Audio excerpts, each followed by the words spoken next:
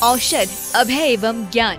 शास्त्रों में वर्णित है ये 4 प्रकार के दान। इनसे होता है प्राणी मात्र का कल्याण। परम पूज्य वात्सल्य मूर्ति जिन धर्म प्रभाविका आर्य रत्न श्री 105 सृष्टि भूषण माता जी की मंगल प्रेरणा एवं आशीर्वाद से सृष्टि मंगलम सेवा समिति के तत्वावधान में संचालित किए जा रहे हैं अनेकानेक आध्यात्मिक पुण्य के कार्य। साधुओं के आहार, विहार, औषधि एवं संयम उपकरण, पिछी, कमंडल, शास्त्र आदि की व्यवस्थाएं कई वर्षों से सुचारू रूप से उपलब्ध कराई जा रही हैं। साथ ही सामाजिक सेवा के कार्य जैसे बच्चों की शिक्षा, गरीब परिवारों को आर्थिक सहयोग, रोगियों का उपचार एवं वृद्ध असहाय लोगों को आश्रय दिया जाता है। गौ संरक्षण एवं संवर्धन हेतु भी गौशालाओं के निर्माण एवं विभिन्न स्थानों पर संचालित गौशालाओं को आर्थिक मदद पहुँचाना, चारा आदि की व्यवस्था प्रदान कराना, दुर्घटनाग्रस्त गौवंश का उपचार कराना आदि कार्य भी किए जाते हैं। तो फिर देर न करें, आज ही इन महापुण्य के कार्यों से जुड़कर पुण्य लाभ कमाएं। 1 लाख से अधिक राशि प्रदान कर आप समिति में संरक्षक आदि पद प्राप्त कर सकते हैं। साथ ही अन्य छोटी राशि दान करके भी पुण्यार्जन कर सकते हैं। आप अपनी दान राशि दिए गए निम्नलिखित बैंक खाता में जमा करवा सकते हैं। बैंक विवरण: खाता नाम Srishti Mangalam Seva Samiti, bank Punjab National Bank, account number 021-2001-177-277, IFSC code PONB 0021200, खाता नाम Srishti Mangalam Seva Samiti, Bank of Baroda, branch Shri Mahavir ji, account number 011-901-000-32429, IFSC code BARBO SHRIMA। अधिक जानकारी एवं आपके द्वारा दी गई सहयोग राशि के रिसिप्ट प्राप्त करने हेतु संपर्क सूत्र 9376571003, 9376571001। सृष्टि मंगलम सेवा समिति से जुड़ने वाले सदस्यों का नाम एवं फोटो जिनवाड़ी चैनल पर प्रसारित किया जाएगा।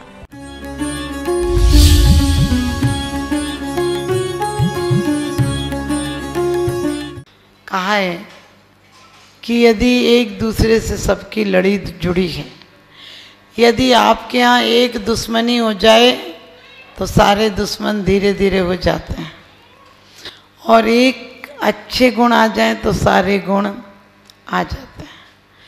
लेकिन बस इतना है कि अनादि काल के संस्कार हमारे हैं कि आज तक दुर्गुण ही दुर्गुण रहे।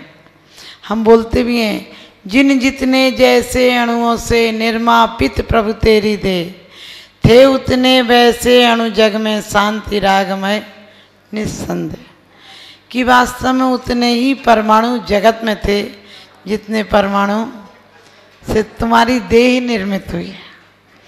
और भक्तांबर आदि में कहते हैं कि सागर के रत्नों को गिना जा सकता है, लेकिन आपके गुणों को नहीं गिना जा सकता है। इसी प्रकार से कहते हैं, यदि उपगुहन है, स्थितिकरण है, वात्सल्य और प्रभावना, तो प्रभावना अपने आप होगी। यदि आपको किसी के दुर्गुण नहीं दिखते हैं तो आप उसे, यदि एकाध दुर्गुण है तो आप दूर कर देंगे। और यदि दुर्गुण दूर करेंगे तो दुर्गुण किसके दूर करते हैं? अपनों के। अपनों के और अपने, आपने देखा होगा अपने दुर्गुणों को भी हम बहुत सुंदर सजावट कर लेते हैं। हम बहुत बढ़िया उन्हें क्या करते हैं, सजावट के बाद व्याख्यान कर देते हैं। अपने से बड़ी गलती हो जाए तो क्या कहते हैं, वो भूल में हो गई थी, वो अनजाने में हो गई थी।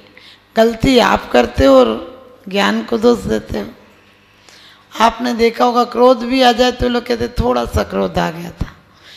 दूसरे का थोड़ा सा क्रोध तुम्हें ज़्यादा लगता है और अपना बहुत बड़ा दोष भी तुम्हें छोटा सा दिखता है। अपनी बहुत बड़ी गलती कहते हो कर्म का उदय था, और दूसरा करे तो उसने जानबूझ के की। आपने देखा होगा, हम अपना बच्चा शराब पीता हो तो पानी बताते हैं, और दूसरे का बच्चा पानी पीता हो तो हमें शराब नजर आती है। अपनी बेटी का, अपना जमाई अपनी बेटी को ज़्यादा चाहता है तो कितनी खुशी होती है, और दूसरे की बेटी को अपना बेटा चाहने लगे तो कितनी तकलीफ होती है। अपनी बेटी को जमाई चाहे तो लगता है कि उसने पुण्य किए होंगे, और अपनी बहू को बेटा चाहने लगे तो लगता है हमने पाप किए होंगे। कितना नज़र का फर्क है, विचार करके देखना। और जब आपके अंदर वात्सल्य भाव है, बुद्ध के ऊपर कोई थूक देता था, वो थूकने के बाद भी क्या करते थे, पहुँच के निकल जाते थे। और एक दिन तो उसके यहाँ पहुँच गए, वो रोज़ थूकता था, एक दिन नहीं दिखा। तो बुद्ध ने पूछा, ये व्यक्ति दिखता नहीं, कहाँ गया? और लोगों ने कहा आज वो बीमार है, उसको करने का फल मिल गया। बुद्ध पहुँचे उसके यहाँ और कहने लगे, भाई तुम आज दिखे नहीं थे। तो वो तो पैरों में पड़ गया, कहने लगा गलती माफ़ करो। वो बोले तुमने गलती की कहाँ है?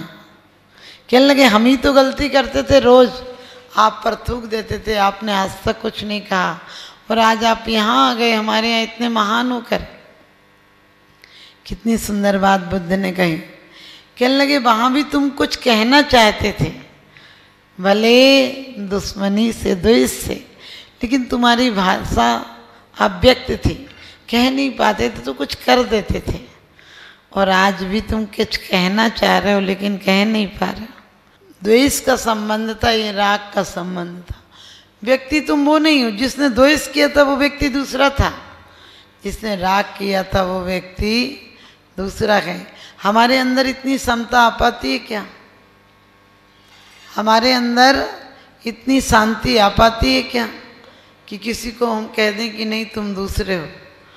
दूसरे दिन यदि कोई क्षमा भी मांगना चाहे तो हम अंदर उबलते रहते हैं, ऊपर से क्षमा कर देंगे, अंदर से क्षमा नहीं कहेंगे।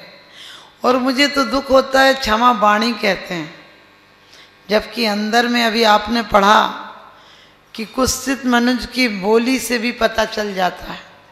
हमारे आचार्य क्या कहते हैं कि यदि तुम्हारे अंदर में क्रोध है तो बाहर मीठे वचन नहीं निकल सकते हैं।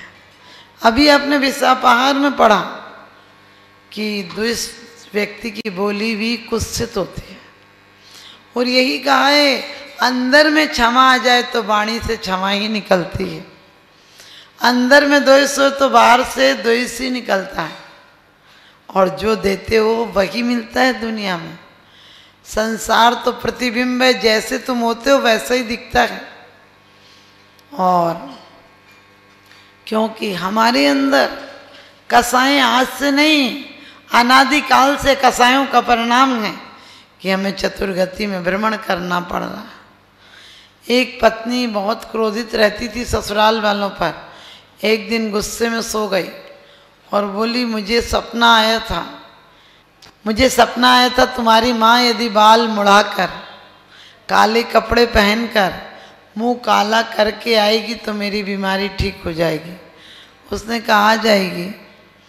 वो तो बड़ी खुशी खुशी, और उसने जमाई ने अपने ससुराल खबर भेज दी कि आपकी बेटी सख्त बीमार है और आप बाल मुड़ाकर, काला मुंह करा के, काले कपड़े पहन कर आओ, सुबह सुबह आ जाना, सूर्य उग जाएगा, उसके बाद बेटी बचेगी नहीं, आप जल्दी से आ जाओ। और पत्नी तो खुश हो रही थी कि आज मैं अपनी टेक निभाऊंगी। तो वो कह रही थी अपनी टेक निभाई और सास की मूड़ मुड़ाई। लेकिन पति बोला अरे गौर से देख लुगाई, माई मेरी नहीं तेरी माई आई। समझ गए? यानी गौर से देख ले, तूने कहा था कि माँ मुड़ा के आएगी, बस फर्क इतना था कि तेरी माँ आई है। आप समझ गए? हमारे जीवन में भी ऐसा ही हो रहा है। हम दूसरों के मुख काले करने के लिए अपने हाथ में काले करने पड़ते हैं। दूसरों के घर पर बारूद फेंकने के पहले अपने हाथ में बारूद लेना पड़ती है। उसका घर जले और नहीं जले, कितनों ने उपसर किए मुनियों पर। आपको पता, बड़ा समाधि मरण में देखो, जितनों ने उपसर किए उनकी दुर्गति हो गई, और जिन पर उपसर्ग हुए उनकी मुक्ति हो गई। क्योंकि वो तो मुझ पर वार करने आया था, मेरे लिए हार बन गया। दुनिया के हर जगह से आप जीत खरीद लाते हो, लेकिन ऐसी एक दुकान है जहाँ से हार खरीद लाते हो। समझ गए?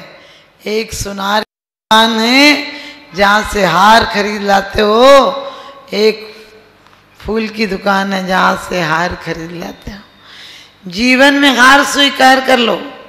लाओस से सिकंदर ने कहा था कि तुम हमारे यहाँ चलो, तुम्हें बहुत सम्मान देंगे। उनने कहा अपमान की चिंता छोड़ दी तो जो बचा वो सम्मान है। उनने कहा हमारे यहाँ तुम्हारे बहुत लोग पैर पूजेंगे। उसने कहा पूजा की भावना छोड़ दी, तो अब जो है वो सब पूजा ही है। ध्यान रखना, उसने कहा था हम तुम्हें सोने के महल बनवा देंगे। उसने कहा सोने की लालसा ही चली गई, अब क्या फर्क पड़ता है। उसने कहा था हम तुम्हारे लिए महल बनवा देंगे। उसने कहा कृपा करो धूप आ रही है, बीच में खड़े मत हो। उसने कहा यहाँ अकेले रहते हो, वहाँ तुम्हें कंपनी देंगे। लाओसे ने कहा था मैं कंपनी में ही था, तूने अकेला कर दिया। मैं अपने गुणों के साथ था, तूने मुझे अकेला कर दिया।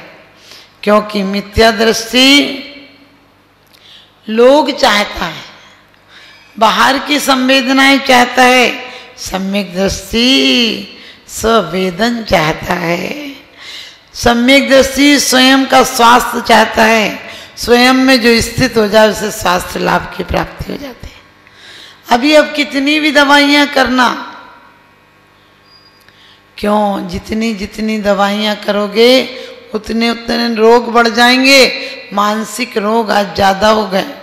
शारीरिक रोग तो उसका प्रतिफलन है। शारीरिक रोग कब होते हैं?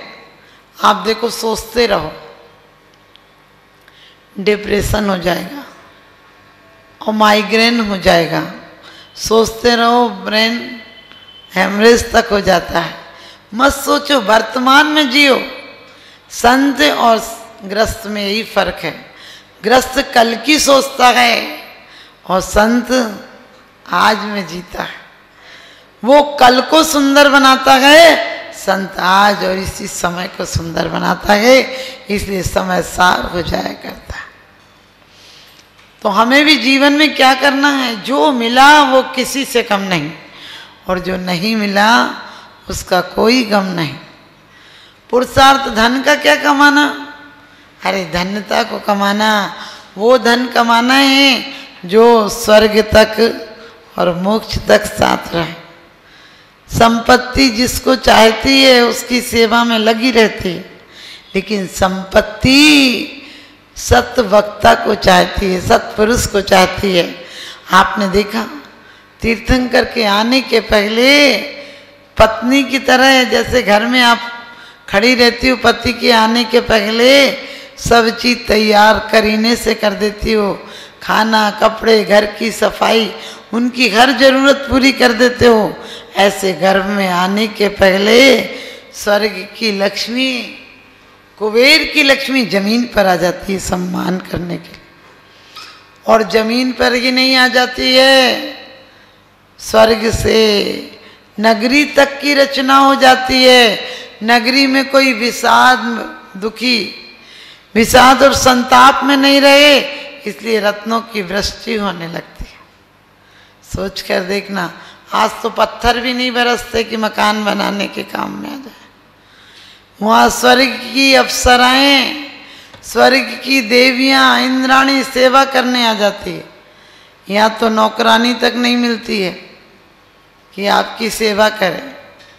वहाँ उनकी माता सुप्रभाती यानी मंगल स्तोत्रों से अपना जागरण प्रारंभ करती है। यहाँ आप कौन से भूत पिशाचों के शकल देख के उठते हो? आप समझ गए? क्या देख रहे हो सीरियलों में, क्या देख रहे हो मनोरंजनों में? उन्हें तो पैसे मिलते हैं। वो चरित्रहीन है जिसको तुम अप्सरा समझ रहे हो, अभिनेत्री समझ रहे हो, उसका पति देखो उसकी दिक्कत से, उसके नेचर से सुसाइड कर रहा है। वो सिर्फ नाटक कर रहे हैं और आपको भटका रहे हैं। आपको क्या करना है? उनकी चरित्र नहीं देखना है, चरित्रवान स्वयं बनना है और अपने बच्चों को बनाना। तो ध्यान रखना, स्थितिकरण वात्सल, अपने बच्चे से आपको प्रेम होता है, उसकी गंदगी भी आप साफ कर लेते हो। उसको गले से लगाते हो, आपका बच्चा सो रहा हो तो कितना मन करता है सोते सोते भी खिलाने का। लेकिन आप देखना, आपको धर्मात्माओं से ऐसा ही प्रेम है क्या? यदि है तो आप नंबर 1 के धर्मात्मा हो, और नहीं है तो समझ लेना अभी तो सम्यक दर्शन भी प्राप्त नहीं हुआ। और जब वात्सल और सब कुछ होगा अच्छे गुण, तो आपकी आत्मा प्रभाव नहीं हो। रत्नत्र तेज से सतत में वह क्या कहा है, अपनी आत्मा की प्रभाव न करना। अज्ञान तिम्र व्याप्ति मपाकृत यथा यथम, क्या करना, अज्ञान के तिमिर को हटा देना। फिर क्या करना, हटा कर यथा यथम जैसे वो जिन शासन की प्रभाव न करना।